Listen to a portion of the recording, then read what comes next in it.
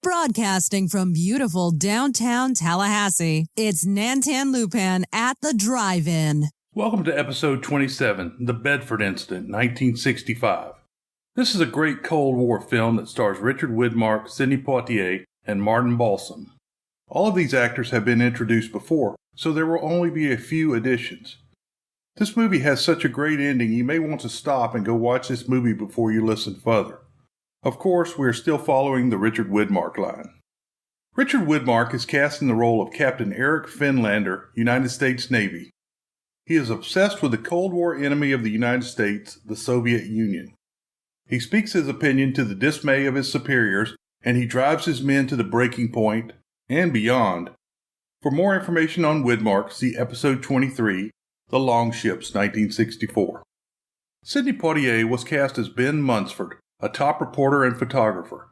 Munsford was the conscience of the captain. Poitier had been making movies with racial themes for 15 years by the time he made this movie. However, this was the first movie he was in where race was not a factor. However, at the time this movie was made, the United States Navy was still segregated and blacks could only be cooks and stewards. Go figure. For more information on Poitier, listen to episode 14, Band of Angels, 1957. James MacArthur played Ensign Ralston, a relatively new member of the crew. MacArthur had a 40-year career that included film, stage, and television. He was on the stage by 1949 and on television by 1954. He was in his first film in 1957, The Young Stranger. In the 50s and early 60s, he made a string of solid movies that include Disney's Kidnap 1960, Third Man on the Mountain 1959, and Swiss Family Robinson 1960. Following that, he was in Cry of Battle 1963 and Spencer's Mountain 1963. Following his great performance in the Bedford Incident 1965, he was in A Light Romance, The Truth About Spring 1965, and the coming-of-age saga Battle of the Bulge 1965. This was followed by many TV roles and films such as Ride Beyond Vengeance 1966, Mosby's Marauders 1966, and Hang 'em High 1968. He was then cast as Dano on Hawaii Five-0 for 11th season. Following the show, he continued to work, but his opportunities decreased. Martin Balsam played Lieutenant Commander Chester Potter, M.D., United States Navy. I talked about Balsam in episode 26, Time Limit, 1957. Wally Cox played the role of Seaman Merle Quiffle. Cox was born in 1924 and was a childhood friend of Marlon Brando. Cox is well known as Professor P. Casper Biddle in the Birdwatchers episode of the Beverly Hillbillies 1966, and as the voice of Underdog. Cox worked on TV in the 40s and 50s. He was a star on Mr. Peepers 1952-55, but it was before my time. Later on, he was a regular on the Hollywood Squares. His voice acting on Underdog ran from 1964 to 73. He died suddenly in 1973, and this led to the cause of death being reported as accidental, suicide, and a heart attack. Marlon Brando kept Cox's ashes until his own death, when the ashes of both were scattered in Death Valley. Eric Portman was the stoic Commodore Wolfgang Schrepke of the Deutsches Marines, formerly of the Nazi Party. Portman was so good at playing Nazis that people never suspected that he was in fact British. He started his stage work in 1923, and his film debut was The Murder in the Red Barn 1935, as of all things a gypsy. This must have driven the Nazis crazy. Portman was an active actor in a variety of roles for over 25 years. His last film was Deadfall 1968. He died the next year. Michael Caine, with a K, not a C, was in the role of Commander Allison, executive officer. He interacted with the captain regularly. Caine was born in Canada in 1922. He was a writer and an actor, and besides working and writing for soap operas, he was in some great films such as 3 Days of the Condor 1975 and Lonely Are the Brave 1962. He died in 2007. Donald Sutherland, actor and father of Kiefer, was in briefly as Hospitalman Nerney. Story: the American destroyer, the USS Bedford, is patrolling the frigid waters between Greenland and Iceland. It is during the Cold War between the United States and our NATO allies and the Soviet Union and their Warsaw Pact allies. The Soviet Union consisted of Russia and her satellite republics such as Ukraine, the one they're trying to take back now. The Cold War lasted from 1946 to 1991. Anyway, a helicopter arrives carrying photojournalist Ben Munsford, Sidney Poitier, and a new ship's doctor, Lieutenant Commander Chester Potter, Martin Balsam.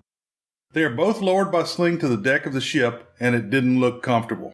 The ship is at general quarters or high alert because they had had sonar, sound navigation and ranging contact with a Russian submarine about 45 minutes before the helo landed. All of the sailors are performing their duty with great gusto, even Ensign Ralston, James MacArthur, who is a new member of the crew. The doc is sent to his battle station, and the reporter is locked in his room. The doc's battle station is the operating room, where instead of patients, the three-man team, which includes Hospitalman Nerney, Donald Sutherland, are examining potato peels to determine how long ago the Russian sub flushed the waste. After the ship secures from general quarters, Munsford goes to see Captain Eric Finlander, Richard Widmark, but has to wait while the captain tells the doc that he is worthless. Just a note, the captain's name is a play on the conflict between Russia and Finland. Then the captain chews out Ralston for allowing the helo to land during general quarters. The captain then rips into the security guard for allowing Munsford into the command and control room. In the captain's quarter, Munsford meets Commodore Wolfgang Shrepke, Erich Portman, a former U-boat commander for the Nazis and now NATO ally. This shows to me the ridiculousness of this situation if we can join with Nazis to fight Soviets. The captain throws down on Munsford for asking about the security guard that just got in trouble. When the captain gives Munsford a briefing, the two begin a verbal chess match with questions and evasion. The captain explains that there are 5 ships and one of them is the mothership for the Russian sub. On the way back to their quarters, Munsford reveals that although the captain gets results, he has recently been passed over for admiral. The 3 Russian linguists on the destroyer ID the mothership for the sub. As they pass by, the Russian ship dumps trash as an insult to the Americans. The captain chews out Ralston for suggesting that they move away from the ice. The captain and the executive officer, Commander Allison, Michael Caine, have a discussion about how hard the captain is riding Ralston. What's the matter? You think I'm too rough on it? You might try giving him a word of praise now and then. That's my opinion. You can take it or leave it. You know, Buck, you're getting worse than an old mother hen. You've gone soft on him. Okay, so I like him. He's a good kid. Right. You'll make a good officer. Someday. And why don't we argue? If he quits expecting the whole crew to cheer every time he carries out an order. The only way to cut him down to size is to keep on. Yeah, it's a lot of work being a mean bastard. Sometimes I can't help admiring how effortlessly you do it, Captain. Almost as if it came naturally. The doc comes up with a plan and the captain crushes him and tells him he's a worthless human being. As he gives the doc reading material about the ship, general quarters sounds because of an unidentified object which turns out to be a weather balloon released from the sub. They steam to the location and see the sub heading underwater. Seaman Merle Queffel, Wally Cox, begins a sonar track of the sub as the ship goes back on general quarters. They realize that the sub is inside the territorial waters of Greenland. They block the sub from heading to open water and request permission to force it to the surface. The captain is famous for forcing a Russian sub up near Cuba, and it seems he is trying to repeat his glory here. This is a very similar plot point to the Caine Mutiny 1954. Because of the information the Commodore provides, the captain knows the Russian sub can only stay under for 24 hours without putting his snorkel up. Munsford is left in the shower when general quarters is called, and the water is shut off, but he makes it to command and control in about half an hour. NATO orders the captain to take no action against the sub, and boy is he pissed. The captain keeps the ship on high alert and watches as the clock counts down to 24 hours until the sub must surface. Around 14 hours, the sub makes a break into international waters. Munsford watches the Commodore out in the cold, and his question about the cold leads to maybe one of the worst lines in movie history. How does the Commodore stand it out there? Well, you see, he's not really out there, Mr. Munsford. He's about 200 feet below the surface with that sub. Munsford asks the captain for the interview, and the captain accepts. Munsford really wants to find out why the captain disagrees with command and was passed over for admiral. Munsford implies that the captain thought there should be greater force used against the Soviets. The captain pops. Right, I'll give you my views. First, I think you'll have to concede I'm not a fool, Mr. Lunsford. I work for the government. I like my job. I wouldn't consciously jeopardize it. It demands more than most jobs, a man's life even. And for that, you need a higher sense of loyalty. I'm proud to be an old-fashioned patriot. And I'd destroy any enemy if it meant saving my country. Now, what in the hell is wrong with that? But how far would you go to destroy that enemy? All the way. All the way. Does that mean all-out nuclear attack? I didn't say that. You implied it. You implied. I said nothing. The doc tries to explain the problem he sees with the crew to Munsford. Times have changed, but this is a floating IBM machine. Can you see any of those guys singing Anchors Away, for example? Old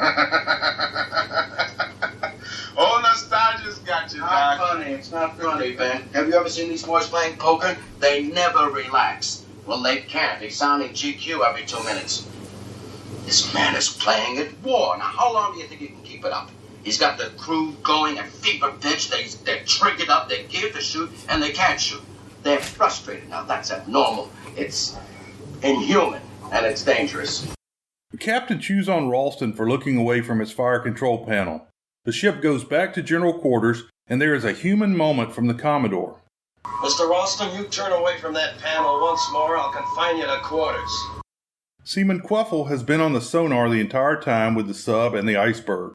The sub begins making his way through the bergs, and the destroyer follows. The sub hits a berg and then drops off the sonar. It seems the sub has slipped through, however the captain won't give up. The Commodore thinks the sub is gone, but he advises the captain to wait. You are the hunter? The one who stalks, correct? Yeah, go on. If I were hunting, at this point, considering he cannot breathe much longer, I would do nothing. Wait for the animal to make the next move. Munsford tries to get some answers from the Commodore, but he says he is no longer involved. At this late point, NATO gives permission to drive the sub up if they're still in Greenland's waters. The Commodore sees that the captain is becoming obsessed with the sub and warns it will lead to trouble. As they secure from general quarters, the captain chews out Ralston for not securing fire control fast enough. After sunrise, the sub surfaces and raises his snorkel, but doesn't have time to get air. Queffel has a breakdown and the dock is called. The captain orders the dock not to sedate Queffel, and they have a fight over the care of men, but the dock caves. The destroyer sends a message to the sub demanding that they surface. When the snorkel comes up again, the captain orders his ship to ram the sub. With everyone's nerves frayed and worrying about the captain's decision, Munsford begins screaming at the captain and gives him a reference to Ahab and Moby Dick. You're not chasing whales now, Finlander. You're pushing him too far. Right, Captain. Let's stop this madness. So you still think I'm frightening, eh, Commodore? Sub-Captain and his crew will act now like animals, fighting for survival. This is my job. Now charge up, Captain. Leave off this action, or you force him to fight. So you think he's going to fire at us, do you? The Commodore yells that the captain is forcing the Russian to fight. The captain orders Ralston to arm the number 1 rocket-assisted torpedo. While continuing the argument, the captain states, Arm number 1 ASROC. Aye, sir. Number 1 Ezra, armed and ready, sir. Captain, you are a fool. Finlander, leave it alone. Take it easy, Ralston.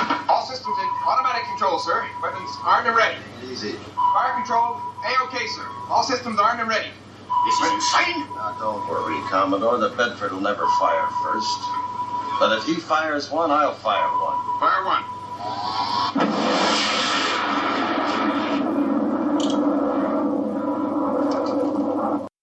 They try to stop the torpedoes, but it's too late.